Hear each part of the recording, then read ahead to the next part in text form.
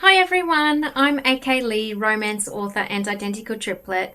I wanted to talk to you today about finding the time to write. This is something that has popped up quite a bit amongst writer friends of mine and is a question I'm commonly asked, like how I find the time to write. When I wrote my first book, See Her Run, I had two young children, aged 3 and 1, and part of the way through writing that I became pregnant with my third. I was also studying full-time and I worked part-time outside of the home. It was quite a busy time and it took me 6 months to write See Her Run. And I did that using this advice that I'm going to give you. The first thing that I would say is make it a priority. If you don't make it a priority, then you're never going to get that book written. Make it a priority, make that decision, then tell everybody around you who's close to you and involved in your life that you have made it a priority. Then you need to enforce that decision, okay? And I will talk about that a little bit more. So first of all, make it a priority. Then the next thing you need to consider is the reasons versus excuses. This is what I call it, the reasons versus excuses. Now, the excuses are things like, oh, but I have a full-time job. Oh, but I study full-time. Oh, but I've got 3 kids. Yeah, I did all of those things while I was writing as well, and while I'm still writing. Or I'm the sole carer of my children. Yes, I am too. You can find any number of excuses not to write. There is a difference between an excuse and a reason. A reason is something like a woman is in labor. That's a good reason not to be writing. Other than that, unless you're dead or you're in labor, it's all excuses, and excuses are not going to get your book written. So you need to learn to take responsibility and say, yes, I'm just making an excuse here. Okay? That's the next thing. I'm just going to quickly check my notes. Sorry. Treating it as a job. Yes, that's another thing that I did, is I started treating writing as my job.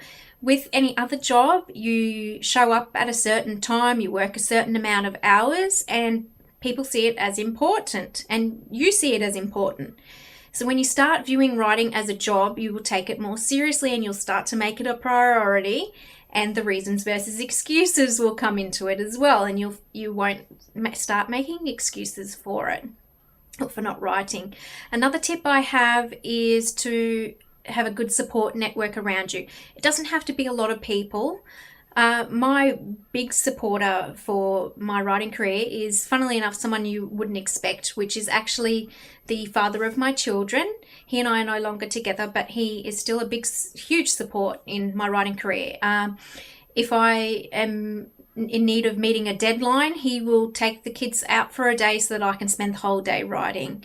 So you need to find whoever that support network is for you. It can be a neighbor, family member, friend, whoever that will support you and your writing. So that's another tip I have. Sorry, I'm just checking all my notes here. Oh, learning to say no. Yes, you've got to learn to say no to events that aren't really important. So for things like your kid's birthday, obviously that's important. I'm just going to switch a little bit over because the light's getting in the way. Something like your kid's birthday is obviously important, so you want to make that event. But if it's something like a work Christmas party, do you really need to go? Is it just to get drunk?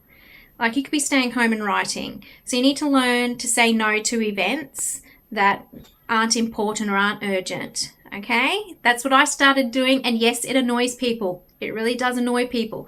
But again, it comes into that priorities thing, and if you just explain to them that this is important to you and this is your job, then they either understand or they don't. And if they don't, oh well.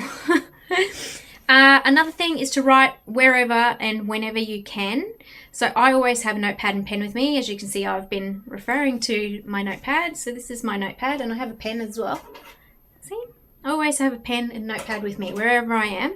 So you can write wherever you are. And it's about setting the times that work for you, where you can write uninterrupted. And that comes into another point I was going to make, which is to have a schedule. This is something I did early on and is something I still do. I have a set schedule for when I write. When I was writing See Her Run, because I had all the other stuff going on in my life, I often was writing late at night. So I would be up until about 1 or 2 o'clock in the morning writing. And I was living, for 6 months, I was living on about 5 hours sleep a night, which when you have young kids is not the easiest, but I'd made it a priority, and that's what I was determined to do. Oops, something just fell. So yes, that's what you have to do. Make that schedule and set the time and say to people, from Monday to Friday, 4 p.m. to 6 p.m, I'm working and you can't bother me. If you were at any other job, they wouldn't bother you. So it's up to you. You have to say it to people because they're not going to take you seriously unless you take it seriously. I'm just quickly going over my notes. Oh, the last thing I have, yes, this is really important, self-doubt. I think this is where a lot of the excuses come in, is because people just doubt themselves so much. And I do it. I still do it. I did it when I was writing See Her Run. I do it now. You have that little voice in your head that says, you know, you can't do it or it's not good enough. But the trick is, and I'll talk about this a bit more in another video, you just have to learn to drown out those negative voices and power on through it. So these are the things that I did when I first started writing, and I still do now, obviously.